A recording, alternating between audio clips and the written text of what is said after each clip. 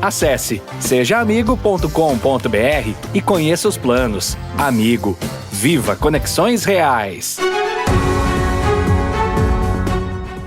Olá, o Conexão Poder recebe o presidente da Câmara Municipal de Cuiabá, o vereador Chico 2000. Muito bem-vindo ao Conexão Poder, presidente. Eu é que agradeço a oportunidade e estou pronto para o interrogatório. A oitiva vai ser leve, a gente promete não chutar a sua canela, presidente.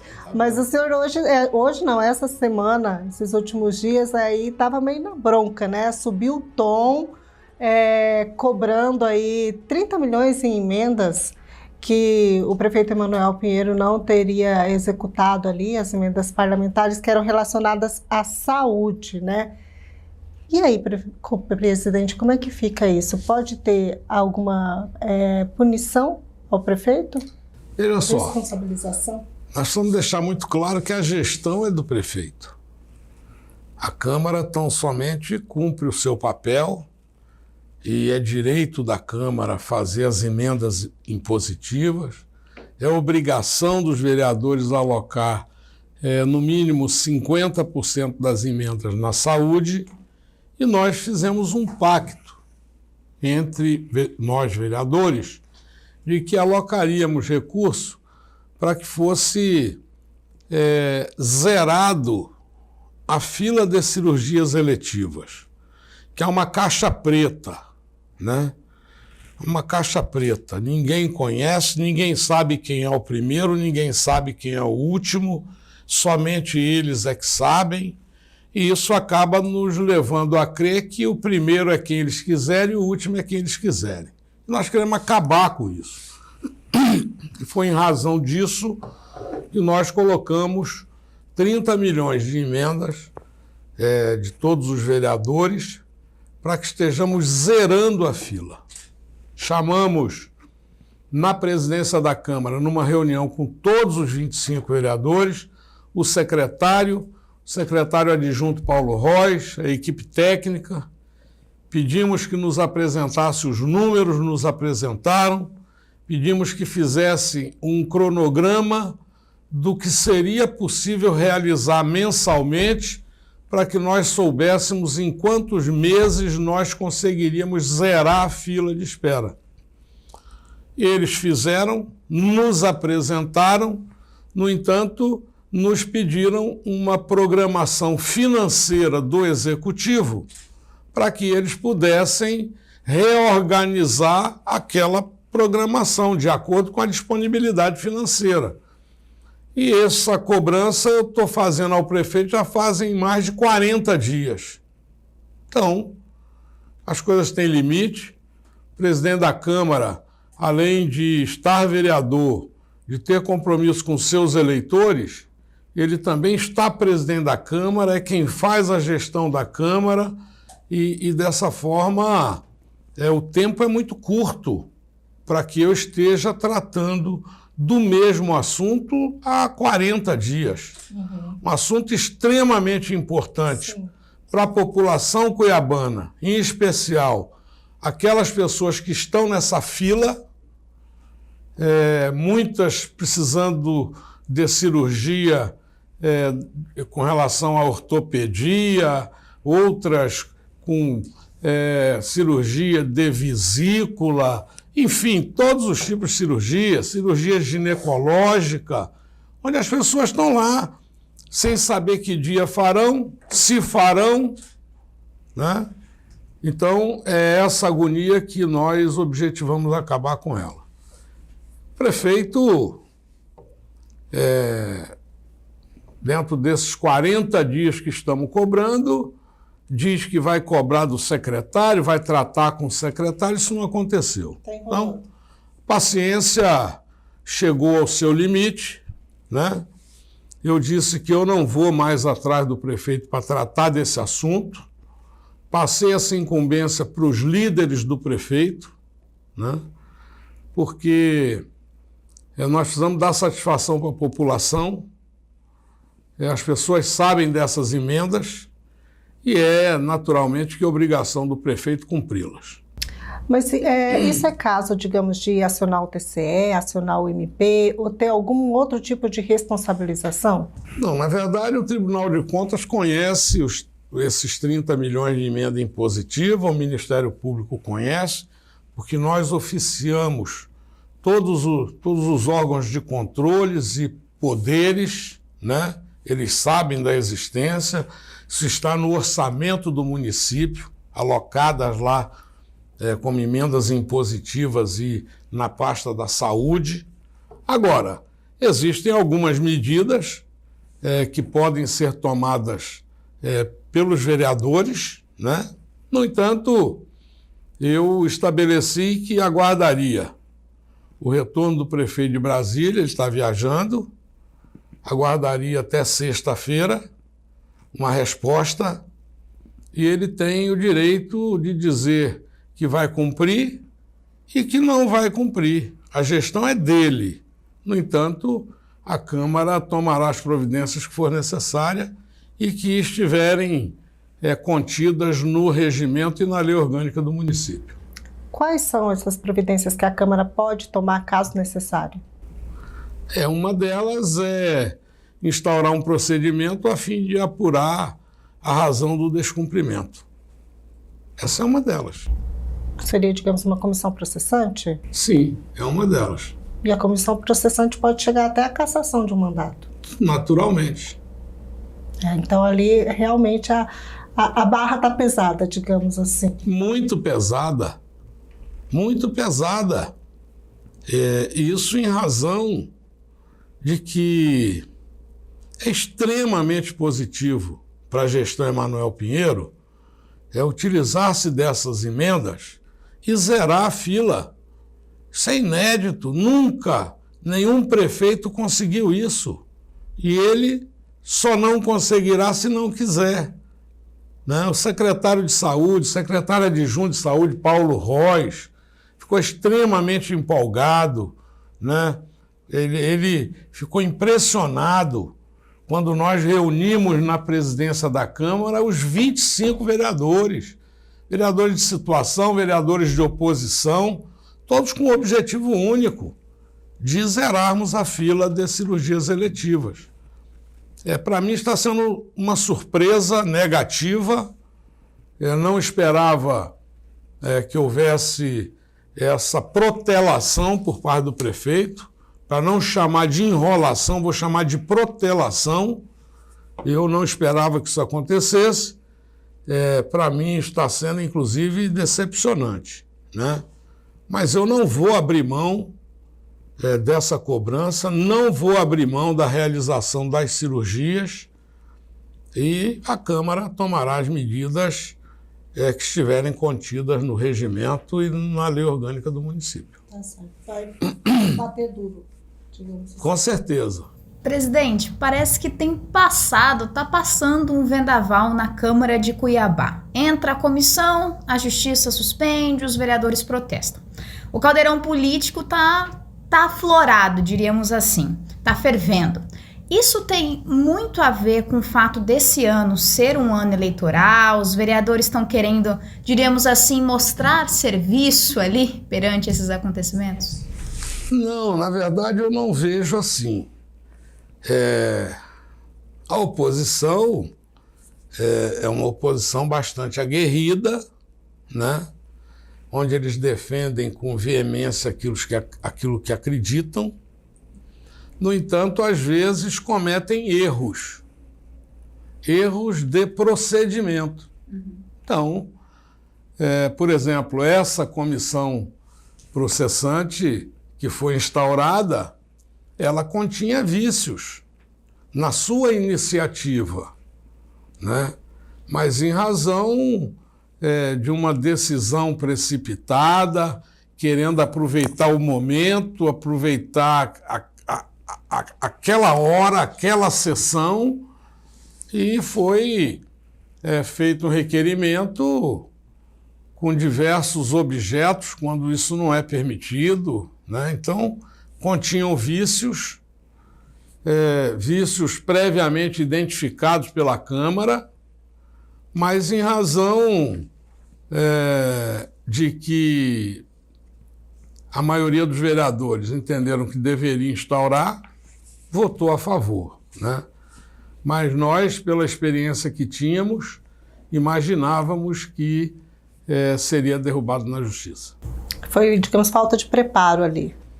Foi um pedido feito de forma apressada, sem se atentar para os textos da lei, né? Em razão disso, deixou falhas e a justiça não perdoa. Pois é, antes de haver essa suspensão judicial, estava marcada já estavam marcadas oitivas dos ex-secretários de saúde. E eles não compareceram, né? O senhor acha que eles já estavam sendo orientados a ficarem quietos, afastados, porque já ocorreria em breve ali uma decisão judicial? Bom, na verdade, é assim, eu tenho por medida preventiva de não participar de nenhuma oitiva, de não acompanhar os trabalhos da comissão, para que não paire a dúvida quanto a uma interferência minha. Isso em qualquer comissão processante eu não participo de nada. Eu dou o suporte que a comissão precisa, eu dou a estrutura que a comissão precisa, mas eu não participo. Eu tomei conhecimento de que não compareceu para prestar esclarecimentos testemunhas de defesa, ou seja, testemunhas arroladas pelo corpo jurídico do prefeito Emanuel Pinheiro. Ora, se a testemunha de defesa não aparece, para a comissão é o que menos importa. Essa deve ser uma preocupação do corpo jurídico. Essa deve ser uma preocupação daquele que seria defendido por essas testemunhas, né? Então, me parece que é isso que houve, mas logo em seguida ocorreu a suspensão e tudo parou, né? Ainda falando sobre essa questão do prefeito, obviamente, né, a Câmara precisou suspender a análise das contas do Emanuel até o julgamento dos recursos do TCE. Em dezembro, o TCE decidiu pela rejeição das contas do prefeito. Só o conselheiro Walter Albano votou pela aprovação. Agora, presidente, na sua opinião, qual será o resultado dessa nova análise feita pelo Tribunal de Contas do Estado? Bom, primeiro eu quero deixar claro que o Tribunal de Contas é uma casa de controle extremamente séria, com técnicos extremamente competentes. Existem temas que é questão de interpretação. Uns interpretam de uma forma, outros interpretam de outra forma. É por isso que existem os julgados para dirimir esses desencontros de entendimento, né? E me parece que houve isso. Os técnicos do relator, conselheiro Antônio Joaquim, entenderam de uma forma, prefeito, e aí reprovaram as contas, me parece que foi 4-1, 5-1, não sei precisar o resultado. Essas contas foram encaminhadas para a Câmara com o parecer pela rejeição das contas, né? Começamos a análise, o prefeito atravessou um pedido junto à Câmara dizendo ter feito um recurso no TCE e que nós aguardássemos a decisão do TCE para pudéssemos continuar procedendo com as análises das contas. Eu respondi ao prefeito que nós não atenderíamos e que somente suspenderíamos as análises se nós recebêssemos um documento do Tribunal de Contas nos informando de que a conta ainda não havia transitado em julgado, né? E aí foi o que aconteceu, o Tribunal de Contas nos encaminhou esse documento e nós, naquele momento, suspendemos a análise, aguardando a decisão. A decisão do Tribunal de Contas foi pelo indeferimento do pedido, né? pelo acatamento do recurso, no entanto, em deferimento do pedido contido naquele recurso. E informou a Câmara. A partir daí, nós retomamos a análise e continuamos nosso trabalho. Posteriormente, o prefeito agravou dessa decisão, que foi uma decisão analisada pelo próprio relator, né, da primeira decisão. Ele agravou, e me parece que quando você agrava de uma decisão do Tribunal de Contas, o relator desse agravo não é mais o mesmo que relatou as contas, né, e que sugeriu a rejeição tal. É outro relator. O outro conselheiro que passou a ser relator desse agravo nos encaminhou um documento informando desse agravo e pedindo a suspensão da análise até decisão final do Tribunal de Contas. Em razão disso, nós suspendemos a análise, está aguardando a definição daquele órgão de controle, né? O senhor acredita que tem a possibilidade de haver uma reviravolta a favor do Emanuel?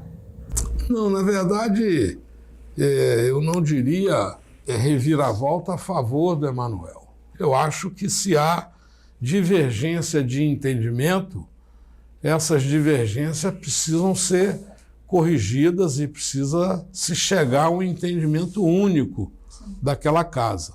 Seja ele a favor da reprovação ou a favor da aprovação com ressalva, seja ele qual for, né? Isso é saudável para o processo democrático, né? E vem cada vez mais fortalecendo aquela casa de controle, que para mim é uma casa séria, composta por técnicos responsáveis e capacitados, mas é natural. Eu também sou da área contábil e as interpretações elas acabam divergindo um do outro. Eu tenho certeza que quando acataram esse agravo por parte do prefeito Emanuel, foi exatamente para que eles consolidem os entendimentos e a partir daí saia a decisão justa, né, a favor ou contra a aprovação das contas. Mas essa é uma decisão que cabe ao tribunal. Eu não estaria sendo justo se opinasse sobre qualquer coisa nesse sentido, porque eu não analisei as contas, eu não analisei o relatório do tribunal, portanto, eu não consigo julgá-lo, né? E só para a gente finalizar essa questão do processo que está havendo contra o prefeito Emanuel Pinheiro, pelo regimento interno da Câmara, as contas só serão reprovadas se 17 vereadores votarem a favor pedindo pela reprovação. Eu não me lembro disso ter acontecido alguma vez anteriormente. Tem cenário na Câmara para que isso aconteça? Realmente eu também não conheço nenhuma reprovação de contas, né, do Executivo. Pelo menos nesses 20 anos que eu estou naquela casa, nunca houve. É muito difícil para um parlamento se posicionar de forma contrária a um posicionamento técnico, a um posicionamento de uma casa de controle que acompanhou, que estudou, que apurou, né? Então é difícil posicionar-se contra.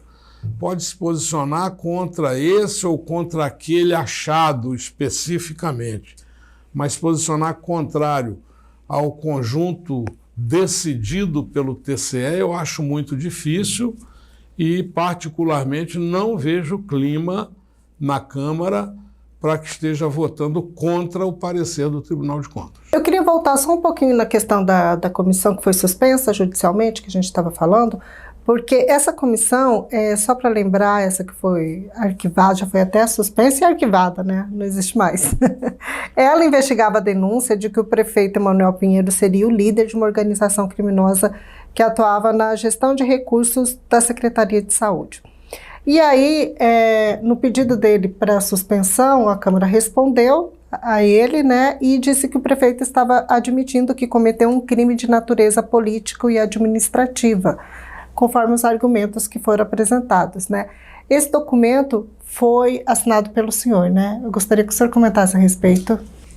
Veja só, na verdade, o pedido começa errado aí. Por quê? Porque a comissão processante não apura crime. Quem apura crime é o judiciário. O judiciário apura crime e pune criminalmente. A Câmara apura improbidade administrativa, né? Improbidade administrativa. Crime de chefia do que chamaram aí, a Câmara não apura isso. Então, essa é uma das irregularidades contidas no requerimento, né? Eu assinei um documento que foi preparado pela Procuradoria da Casa, porque é eles quem tem acesso aos autos, e eles entenderam que com o acatamento de um determinado documento promovido pela comissão, eles entenderam como concordância do prefeito e utilizaram-se desse termo. Então, quem sou eu para dizer ao contrário, se eles, como procuradores da casa e que conhecem todos os autos, escreveram, né? E o que me passaram é o que foi assinado e é o que foi respondido ao judiciário, entendeu? Entendo. Você viu como ele está sabonete? Ele está sabonete. Presidente, nesse final do mandato, a gente está vendo que o prefeito tem perdido muitos aliados na Câmara, né? Ao que o senhor, na sua avaliação, esse saldo negativo se deve ao quê? Algumas coisas, né? É assim, uma vez, em uma entrevista que eu dei, me pediram para avaliar a gestão Emanuel Pinheiro. Esse foi o pedido. Um programa de TV aí. Eu disse que não era justo eu fazer uma avaliação única da gestão Emanuel Pinheiro, porque nós estamos tratando de duas gestões. E que eu aceitaria avaliar, desde que eu avaliasse a primeira e depois avaliasse a segunda, né? E aí ele aceitou e eu fiz a avaliação. Para os primeiros 4 anos de gestão do prefeito Emanuel Pinheiro, eu atribuí a ela uma nota 8, pelos avanços, que foram diversos, né? E para a segunda, para os 3 anos da segunda gestão, eu atribuí nota 4. Né? Metade. A segunda gestão eu reprovo. A primeira eu aprovei com louvor. Mas ele, como professor, ele fez uma conta, a nota da primeira com a nota da segunda somada, dividido por 2, deu 6.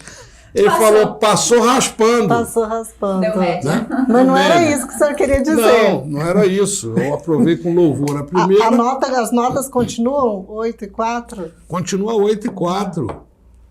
Os primeiros 4 anos, para mim, impecáveis. Mas o segundo, os 3 anos atuais, para mim, extremamente problemáticas. Problemáticas por um conjunto de ocorrências. Uma delas, essa divergência acirrada com o governo do Estado. É como o primo pobre brigar com o primo rico. Não adianta, né? Nunca foi salutar para Cuiabá essa briga. Não. Nós temos exemplos, e eu posso citá-los aqui, caso vocês me permitam. Sim, e nós vamos lá. Gestão Wilson Santos, governador Blairo Maggi. O Wilson dizia que o Blairo não repassava para Cuiabá o que devia, né? Aí nós vamos para a gestão Chico Galindo, 2 anos, gestão Chico Galindo. Mesmo desencontro com o governador Silval Barbosa, que o Silval não repassava o que devia. Aí nós vamos para o prefeito Mauro Mendes. 2 anos de briga com o governador Silval, porque também não repassava o que devia. E depois briga com o governo Pedro Táxi, porque não repassava o que devia. Aí nós vamos para a gestão Emanuel Pinheiro, né? 2 anos de briga com o governo Pedro Táxi, que não repassava o que devia. E agora nós vamos para a continuidade da gestão Emanuel Pinheiro, mesma briga com o governador Mauro Mendes, que não repassa o que devia. É histórico isso. Isso é histórico, né? Então, aquele que brigou porque Cuiabá não recebia o que devia, hoje não repassa para Cuiabá o que devia, né? Então, isso é um vírus que contamina quando você vira governador. E que não acontece quando você é candidato e precisa pedir voto para os 350 mil eleitores de Cuiabá, né? Quando você precisa pedir voto para os 350, que é o maior colégio eleitoral do estado, sim, aí você é o melhor cara para Cuiabá. Depois que você ganha a eleição, você trata Cuiabá com fígado em razão de uma discordância com o prefeito, de um desentendimento pessoal entre o governo e o prefeito e o governo. Está errado. E essa conta quem está pagando é a população cuiabana. Numa briga que o prefeito Emanuel Pinheiro não poderia ter aceitado.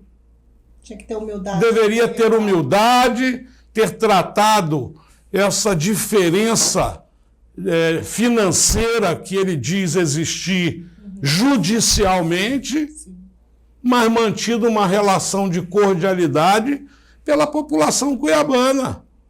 E a conta quem está pagando é o povo. Hoje mesmo eu recebi algumas ligações de gente infartando, sentado numa cadeira na UPA, esperando a análise clínica, né? Então, assim, os problemas foram diversos.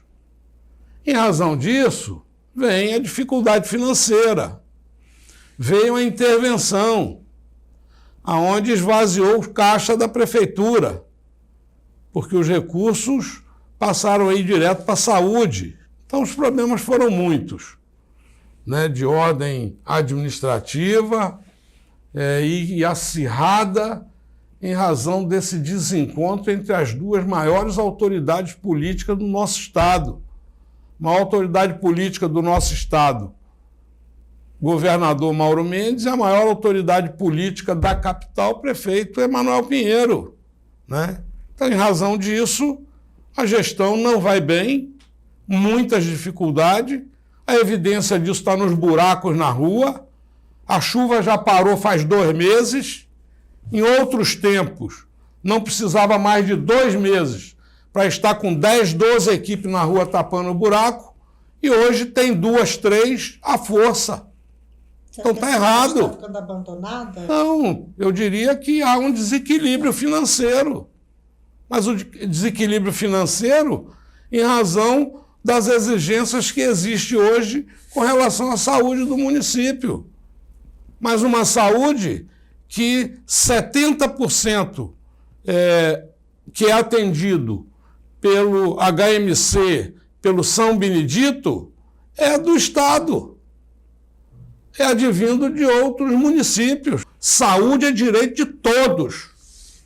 Sim, mas custear a saúde também é obrigação dos 3 poderes: município, Estado e União. E hoje está sendo custeada pelo município e pela União. E falta a parte do Estado. E a parte do Estado, a prefeitura está pagando. E quando a prefeitura paga a parte do Estado, cria dificuldade na limpeza da cidade, no tapa-buraco da cidade, no serviço de iluminação pública da cidade e nos outros serviços da cidade. Então, é uma discussão que precisa ser feita numa mesa redonda, com pessoas isentas, colocando os números e mostrando a realidade. Quem está errado, né? Para que seja corrigido. Por que isso?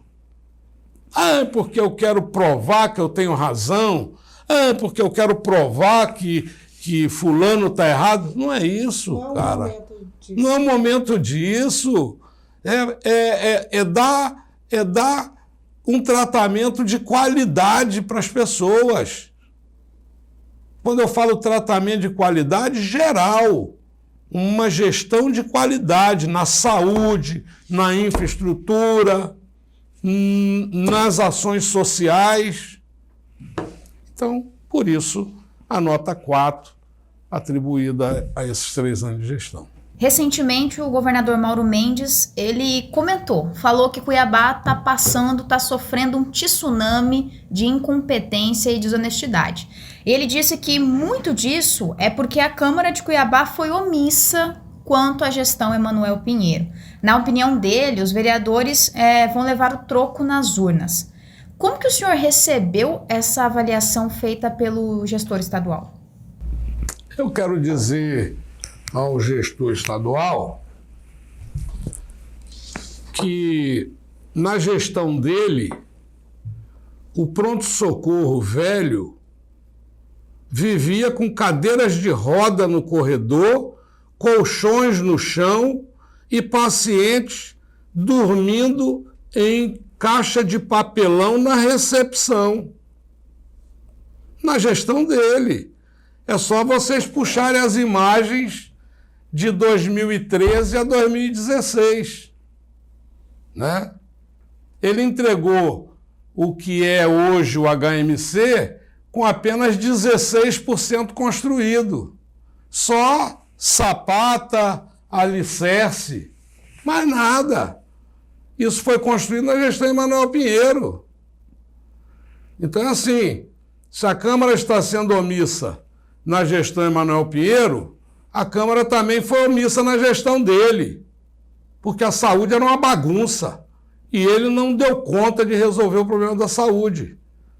Mesmo o problema que existe hoje, e que ele deveria ser solidário e se compadecer com o sofrimento daqueles que ele bateu na porta e pediu voto, ao invés de ficar atribuindo responsabilidade a outros.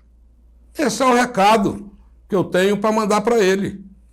Que eu estou pronto para participar de qualquer discussão que ele ou que qualquer outro queira. Na sua autoanálise, os vereadores cumpriram o papel da forma que deveriam ter cumprido? Ou em algum momento houve algum tipo de omissão por parte dos vereadores? Os vereadores cumpriram dentro daquilo que eles alcançam, dentro dos seus limites. Existem limites para tudo. Sim. Assim como houve limites na gestão Mauro Mendes, também há limites na gestão Emanuel Pinheiro. Existem artigos na lei orgânica do município que proíbe o vereador de entrar num hospital expondo isso ou expondo aquilo. Nós temos hoje uma lei geral de proteção de dados que te proíbe expor imagem, expor nome, expor tudo. Então, quando ele fala isso, é uma forma de tentar criar um capuz para tampar a incompetência dele com relação à incompetência e à irresponsabilidade dele com relação à saúde de Cuiabá. Porque a intervenção esteve lá, quase um ano, de março a dezembro. Me apresentem os avanços. Ele pega a UPA Leblon, que já estava 99% pronta, chega lá, faz uma maquiagem numa recepção bonita, bota uma corzinha diferente aqui, uma mesinha bonita, para dizer que ele inaugurou a UPA Leblon. Ô, governador, vou falar olhando para o senhor, governador. O senhor não precisa disso. O Só não precisa disso. A saúde, ela sempre foi o principal gargalo de uma capital e de outros municípios também, né? Isso realmente é histórico, como a gente vinha comentando. Na sua opinião, então, aproveitando que o senhor falou agora da intervenção, a gente tem ouvido várias autoridades defenderem a volta da intervenção. O senhor acha que esse não seria o caso, então, para solucionar a questão da saúde em Cuiabá? De jeito nenhum. Esses que defendem a volta da intervenção é porque tem problemas pessoais com o gestor atual, que é Emanuel Pinheiro. Eles precisam aprender que a saúde não se pode tratar com fígado. A saúde é necessário que se trate com respeito, com eficiência, com a verdade. E não há que se falar em saúde sem dinheiro no serviço público e na saúde particular. Sim. Se você bater no consultório de um médico com dor de barriga, com dor de cabeça, com o que for, ele vai te atender? Não vai. A mesma coisa na saúde pública. A mesma coisa na saúde pública. Não há que se falar em saúde sem dinheiro. E a saúde é tripartite. Município, Estado e União. E o Estado não está fazendo a parte dele. Queria falar sobre uma situação um pouquinho polêmica envolvendo o senhor presidente, envolvendo a vereadora Edna Sampaio. Pois não. Não tem como não citarmos essa situação. Ela tentou abrir uma comissão processante contra o senhor.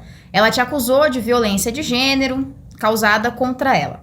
Gostaria que o senhor respondesse sobre essa acusação e esse comportamento da vereadora.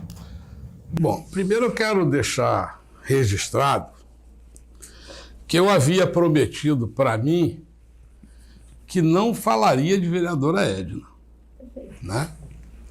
Mas em respeito a vocês, é natural que eu vou responder. A vereadora Edna apresentou um requerimento na casa com algumas alegações de violência de gênero, de violência política de gênero. Primeiro eu quero dizer que no plenário existem parlamentares e que estes têm um regulamento que os tratam de forma unificada. Não existe um regulamento para o parlamentar homem e um regulamento para parlamentar mulher. Existe um regulamento, que é o regimento interno, né? Que trata das regras para os parlamentares, seja parlamentar masculino, seja parlamentar feminino. A condução da sessão ela é dada para outros 24 vereadores parlamentares. Dentre esses 24, 21 são parlamentares masculinos e 3 parlamentares femininas, mas são parlamentares. Se o vereador A me pede questão de ordem, eu concedo. Se a vereadora A me pede questão de ordem, eu concedo. Se o vereador B me pede questão de ordem e eu nego, se a vereadora B me pede questão de ordem, eu também nego. Então, se eu cometi violência de gênero, violência política de gênero, eu cometi violência com todo mundo. Com o homem, com a vereadora, com o vereador, com todo mundo. Porque quando eu tenho que negar, eu nego. Quando eu tenho que conceder, eu concedo, né? E a razão disso é o resultado da votação do pedido dela, aonde estiveram presentes 24 vereadores, sendo 21 vereadores homens e 3 vereadoras mulheres, né? E o resultado da votação foi 23-1. 23 contra o pedido dela. E nesses 23, 2 vereadoras votaram contra o pedido dela. Então, isso mostra que os argumentos dela nunca tiveram fundamentos respaldados pela verdade, né? Porque a mulher votar contra o pedido de outra mulher somente se não for verdadeiro o pedido dela. O senhor acha que isso pode ter sido uma tentativa de desviar um pouco o foco da pessoa, ela no caso, porque ela está respondendo a um processo de cassação na comissão de ética? Aliás, ela já foi cassada por unanimidade em plenário em outro processo, e aí a justiça anulou isso porque entendeu que o prazo não havia sido cumprido. Agora ela responde novamente por um processo de cassação, a questão do esquema, um suposto esquema de rachadinha. O senhor acha que essa acusação feita contra o senhor foi talvez uma tentativa de desviar esse foco? Eu na verdade, preferi não achar nada, mas eu ouvi muitos dizerem que essa foi a intenção dela. E com relação a esse novo processo, que também é sobre a rachadinha, né?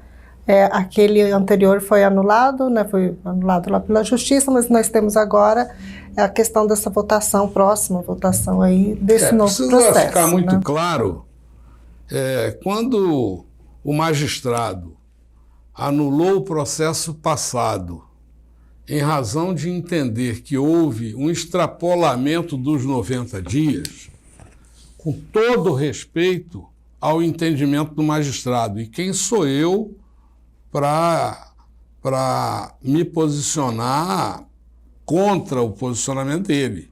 Até porque decisão judicial, se nós entendermos que devemos discutir, nós temos que discutir lá no âmbito do judiciário, né? No âmbito administrativo, nós temos que respeitar.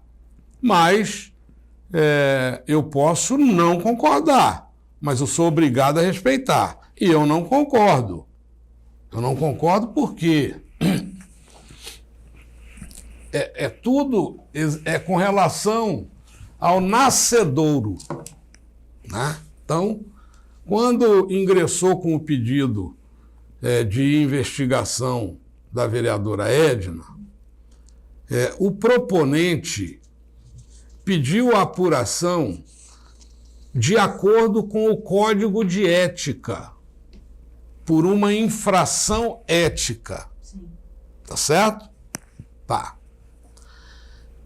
Existe o Decreto 201 de 1968, que foi abarcado pela Constituição Federal de 88. Neste Decreto 201/67, que é um decreto que foi criado para apurar crimes, né, de improbidades administrativas do presidente da República, do presidente da Assembleia, do governador, do prefeito e do presidente da Câmara, certo? Ele não foi criado para apurar infrações de vereador. No entanto, no artigo 5º deste decreto, ele diz assim: no caso de apuração de infrações cometidas por vereador, utiliza-se este se outro não houver no local. Isso é muito claro. Tá certo? Quando o proponente ingressou com o pedido, ele ingressou com o pedido baseado no Código de Ética da Câmara e não no Decreto 201/67. Tá certo? Mesmo que ele se baseasse no Decreto 201/67, eu poderia usar o Código de Ética, porque o próprio decreto diz que utiliza-se este se outro não houver no local. E aqui neste local existe. Sim. Tá certo? Mas ele ingressou com base no Código de Ética. Então, todo o desenrolar desse processo administrativo tem que ser com base do pedido, que é o Código de Ética. Beleza. Vamos lá. Código de Ética, com relação ao prazo, estabelece que é 90 dias, igual do decreto. Do decreto 201/67, 90 dias corridos. No entanto, suspende-se este prazo se estiver dentro deste prazo o período de recesso. Tá certo? Então, 15 dias de recesso está suspenso, porque não existe atividade na Câmara, não existe funcionamento da Câmara. Então, esse prazo foi suspenso. Beleza. O 201/67 não. Diz que é 90 dias corrido. O Código de Ética diz que é 90 dias, mas o regimento diz que todos os prazos estão suspensos no período de recesso. No caso da vereadora Edna, nós atravessamos o período de recesso. No período de recesso, esse prazo foi suspenso, de acordo com o Código de Ética e com o regimento interno. Ele foi suspenso. Suspenso para quem? Para a comissão e suspenso para o investigado. Para ele também foi suspenso. Não foi suspenso só para a Câmara, tá certo? Quando retornou do recesso, continuou o processo. Se nós contarmos direto, deu 98 dias. Certo? Mas desses 98 dias, nós precisamos diminuir 15 dias de recesso. Então, caiu para 83 dias. Tá certo? Caiu para 83 dias. Não chegou nos 90. Sim. O magistrado, quando analisou, se ateve ao decreto 201/67, que era 90 dias corrido. E que, pelas contas dele, chegou a 98. Ocorre que a base do pedido não era o 201/67, era o Código de Ética. Ocorre que o 201/67 estabelece que utiliza-se este se outro não houver no local. Então, por isso eu discordo da decisão do magistrado. Sim. Certo? Por isso eu discordo da decisão do magistrado, mas respeito. Né? Agora, o Código de Ética, ele eu vou dizer que ele é mais duro com o investigado. E o 201/67 é mais brando com o investigado. Por isso a tendência do judiciário utilizar sempre o 201/67, que é mais brando com o investigado. Você entendeu? Sim. Né? Então, por isso em outras decisões eles usaram o 201/67. Não, o 201/67 diz que é isso. Por exemplo, o Código de Ética estabelece para cassar a maioria absoluta. O que é a maioria absoluta? 13 votos. O 201/67 estabelece para cassar 17 votos. Quórum qualificado de 2/3, 17 votos. Né? Então, e aí nós vamos falar de outras decisões que houveram para vocês compreenderem. Então, em razão disso, o magistrado utilizou-se do 201/67 e com base no 201/67, que não foi a base do pedido, nós chegamos a 98 dias. Mas pela base do pedido, nós chegamos a 83 dias. Mas o magistrado, quando revogou a decisão da Câmara, ele disse: não há impedimento de que novo pedido seja apresentado na Câmara. Por quê? Porque ele não julgou o mérito. Sim, e é isso que foi feito agora. Ele julgou o procedimento. Sim. Então é o que houve. Outros pedidos chegaram na Câmara.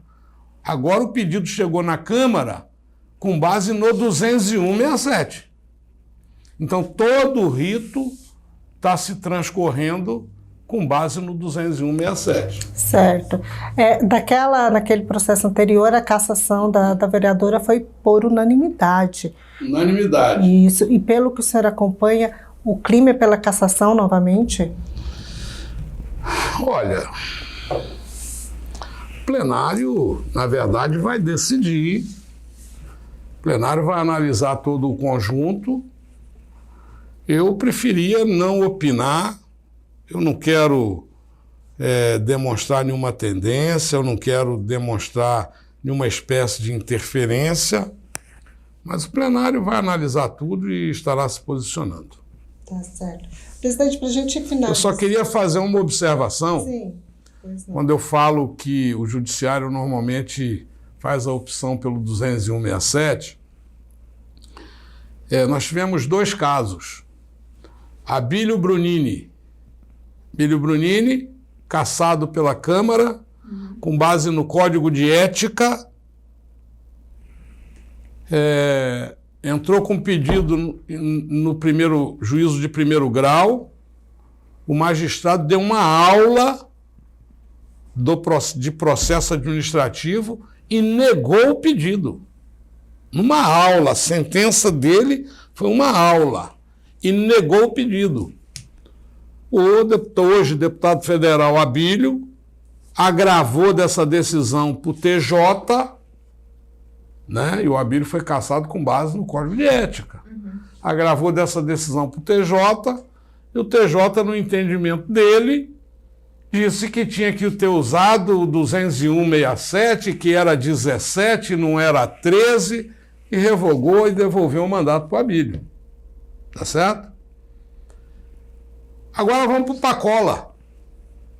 Pacola foi cassado com base no Código de Ética, teve 13 votos pela cassação, 12 votos contra a cassação, tá certo?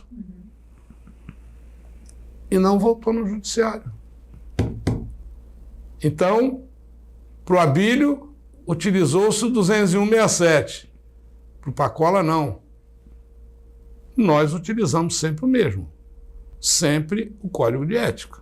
Mas, enfim, presidente, para a gente liberar o senhor da sua oitiva, porque Elisângela já está ali fazendo sinal para a gente. Já correu, já. Vai ter nova sede da Câmara Municipal? O senhor tinha um projeto a respeito de ter uma nova sede da Câmara? Como é que está isso? Nós temos o projeto. Temos o projeto, continuamos com o compromisso do senador Wellington. Nós sabíamos que não conseguiríamos avançar muito nesse projeto, nessa primeira gestão como presidente, em razão dos desafios que seriam muitos. Nós já temos, inclusive, o local definido. Só estamos aguardando que a Prefeitura consiga desenvolver o projeto e o orçamento desse projeto para que a gente encaminhe para o senador Wellington para ele estar viabilizando o recurso. Onde que é o local? A gente que é curioso. Surpresa. Droga, Mas, tinha esperança. a gente é Surpresa. curioso. O local, no momento oportuno, será divulgado. Gente. Eu tenho certeza que vai agradar alguns, desagradar outros, Sempre. então vamos deixar essa discussão lá para frente. Sempre. Presidente, fica o presente do Conexão Poder Opa, para o senhor. legal. Aí dentro já vai um tubinho de gelol também. pro Olha, senhor passar na Elisângela, canela. este é meu, não vou te dar. Pois é. Porque o outro você me tomou, viu? Pois é, eu tive que Então tá. Ai, gente, Beleza. foi assim. Foi Esse assim. você leva para o seu gabinete, Opa, então. vou levar para o né? meu gabinete. E fica o espaço aberto para suas considerações finais. Bom, eu quero agradecer a vocês pela oportunidade, pedir perdão caso eu tenha me excedido em algumas respostas, mas existem assuntos que verdadeiramente nos tiram o equilíbrio, né?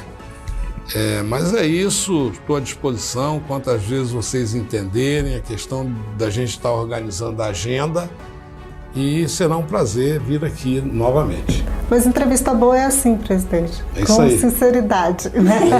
E de mim tenha certeza que vocês terão sempre como resposta